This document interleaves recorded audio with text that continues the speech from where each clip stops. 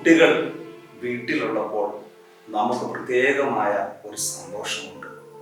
കുട്ടികൾ നമ്മെ ചില കാര്യങ്ങൾ പഠിപ്പിക്കാറുണ്ട്. അതുകൊണ്ട് കുഞ്ഞുങ്ങൾ അത്ര നിസ്സാരക്കാരല്ല. കവിവാക്യം പോലും ദീർഘദർശനം ചെയ്യും ദൈവജ്ഞരല്ലോ നിങ്ങൾ എന്ന് തന്നെയാണ്. ചിലപ്പോഴൊക്കെ നമ്മുടെ വീടകങ്ങൾ ദ്വീപുകളായി തീരാറുണ്ട്. ഇങ്ങനെ ദ്വീപുകളായി തീരുമ്പോൾ അവിടെ കുഞ്ഞിന് വലിയൊരു റോളുണ്ട്. വീടുകളിൽ കമ്മ്യൂണിക്കേഷൻ പലപ്പോഴും നടക്കുന്നത് കുഞ്ഞുങ്ങളിലൂടെയാണ്. അങ്ങനെ മൗനത്തിൻ്റെ ഇടനാഴികളെ പൂരിപ്പിക്കുവാൻ കുഞ്ഞുങ്ങൾക്കുള്ള കഴിവ് വളരെ വലുതാണ്.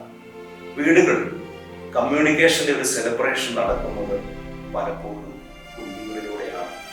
ക്രിസ്മസും ഇതുപോലെ തന്നെയാണ്. നാമും പിതാവായ ദൈവവും തമ്മിലുള്ള കമ്മ്യൂണിക്കേഷൻ്റെ സെലിബ്രേഷനാണ് പുൽത്തൊട്ടിയിൽ ഉണ്ണിയേശു പിറക്കുമ്പോൾ സംഭവിക്കുന്നത്. സ്വർഗം ഭൂമിയുമായി ഇണങ്ങുന്ന നിമിഷമാണ് ക്രിസ്മസ് രാവ്. പ്രിയമുള്ളവരെ, ക്രിസ്മസിന് വേണ്ടി ഒരുങ്ങുമ്പോൾ നമുക്കും ഈ കമ്മ്യൂണിക്കേഷൻ്റെ സെലിബ്രേഷനിലേക്ക് വരാം. കമ്മ്യൂണിക്കേഷൻ്റെ സെലിബ്രേഷനിലൂടെ അകന്നിരിക്കുന്നവരെ, നമ്മളോട് യോജിക്കാത്തവരെ, അവരെയൊക്കെ സ്നേഹിക്കാൻ നമുക്ക് പഠിക്കാം.